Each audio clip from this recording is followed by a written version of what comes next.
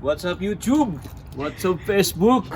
For this video, ang gagawin natin ay magpapalit tayo ng papalit tayo ng air filter ng Mercedes natin. So, simulan natin.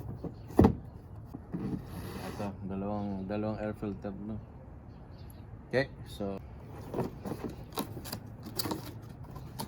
okay, there you go. Let's go.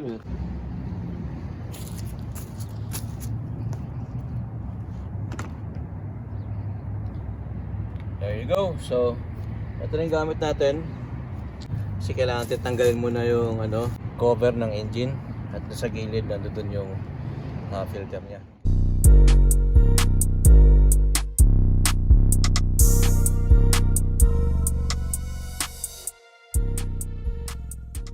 Okay, so ito. Tanggalin mo muna to. Okay. And then, nandito kasi yung dalawang filter. There you go. May mga paru-paro pa oh.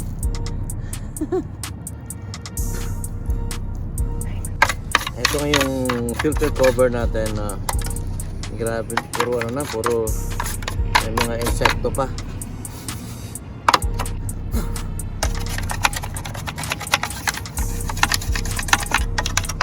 Ito yung itsura ng filter natin. Ito yung old filter natin na tinanggal natin doon. Tingnan gaano kadumi. Ayan. So kahit nalinisin mo pa yan, may sira na yung mga niya, di ba? And then ito ngayon yung bago. Okay, so iba na rin yung kulay niya. Ayan, tingnan mo gaano kalinis yung bago. Ayan. Di ba? Okay. And there you go. So ito nga pala. Ito, so nakakabit na yung natin. Nakakabit na yung filter natin. Yan, syempre pag kinabot mo yan, kailangan fit mo. I-fit mo dito sa niya, sa pinaglalagyan niya. Ito na yung ulit yung luma niya. Ito ulit yung bago natin. Ito na, ikakabit natin yung bago. Ito ulit. So kung titignan natin yung luma niya, pakita ko sa inyo kung gaano siya karumi. There you go. Tulad nung kanina, di ba? Yan siya oh. Kaya tingnan mo, umitim na siya. Umitim na. Okay, and then ayan yung laman. Oh man, may tutubi pa sa loob. Ayan, yung mga insekto. Hindi kung ano ng mga insekto nandun sa loob niyan, nasala niya siyempre. Yan, filter yan eh. Ito na yung pangalawang filter natin, air filter na kakabit natin. So ito,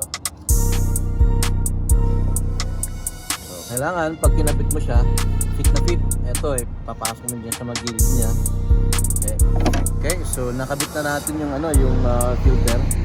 Ito na yung itsura niya. Diba? Ito sa loob. So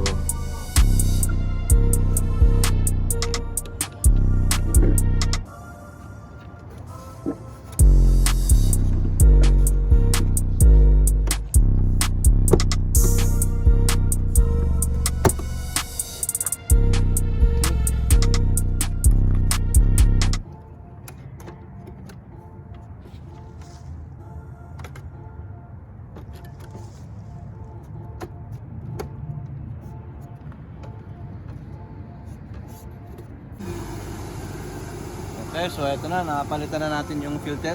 Okay na. Thank you so much for watching guys. 5 gang.